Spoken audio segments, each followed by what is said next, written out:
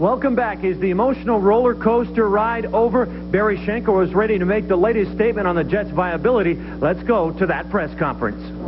Thank you very much for all coming here today. Mr. Shenkarow has no formal statement to make at this time.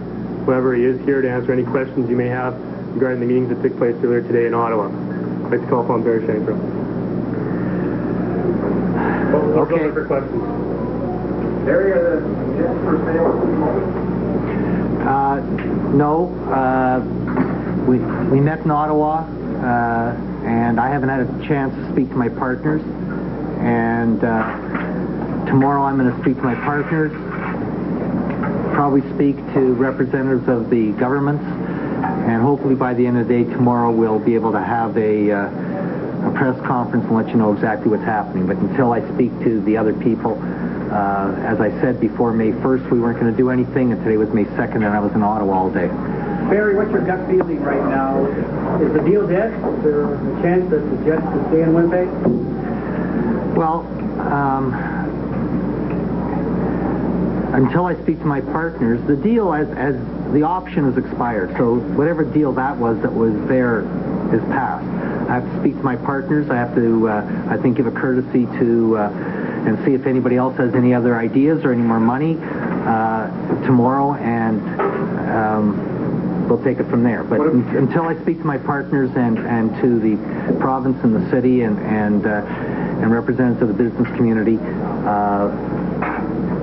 I won't make any further comment. Do you have any firm offers for the team now? No. Barry, you said the other night you weren't interested in keeping it here and having taxpayers pay the bill. And if we heard out of Ottawa that there may be a situation where the federal government and the provincial government, if they were willing to fund the losses for another year, you would consider keeping it here. No, I think that you have to understand something. The idea of funding the losses was to buy time to find out whether we could build a building and keep the team here long term. On that basis, it was probably a wise investment for the government because they could get their money back either through the appreciation of the franchise, short-term or long-term, through the value of tax revenues and other things that would happen on a long-term basis.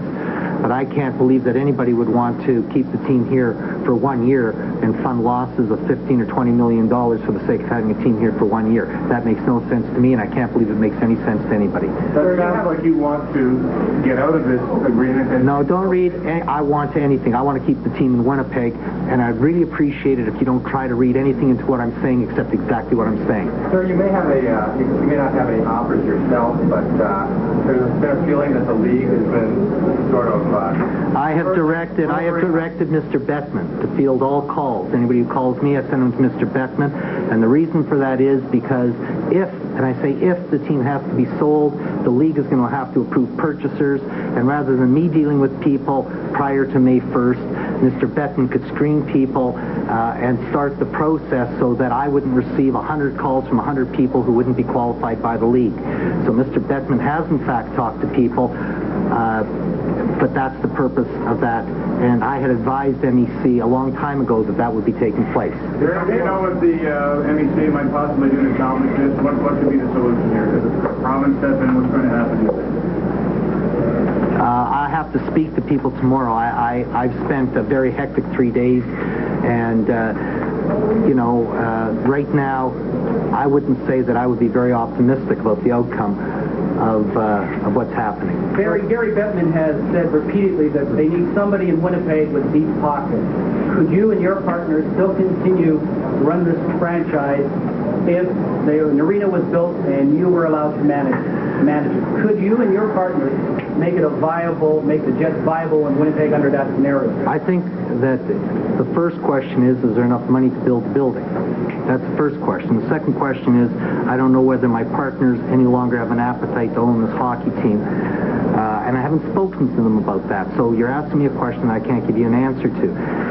We did, for 4 years, this isn't something that happened in 4 days. For 4 years, have provided an option to anybody in Winnipeg to buy the team at far, far less than market value, on the premise that the team would stay here long term. It wasn't about building a building, it was about keeping the team in Winnipeg. And right now, there's no deal on the table that is long term able to keep the team in Winnipeg.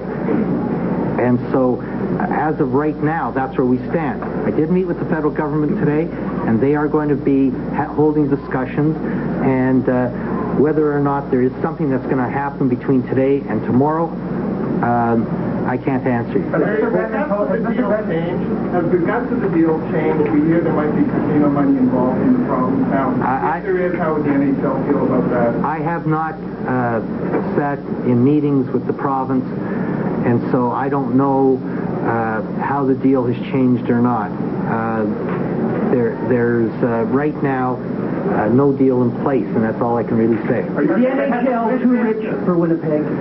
Well, I think, you know, when you talk about is the NHL too rich for Winnipeg, is it too rich for Quebec, is it too rich on a basis of a private sector deal going forward? In other words, can somebody step forward and say, I'm going to invest in this hockey team and I have a chance to make money, whether that's 10% or 15% or whatever else you do, a purely business transaction? Yes, the NHL is too big for Winnipeg. And I think everybody knows that. If the NHL is going to stay in Winnipeg, it's not going to be on a business-like basis. And one of the problems you have with that is the NHL is looking for somebody to step up, or people to step up and be able to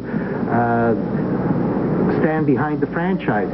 And if the economics of the franchise don't make sense, then people are not going to, nor should they, stand up and put themselves into that position. Well, our second intermission in that press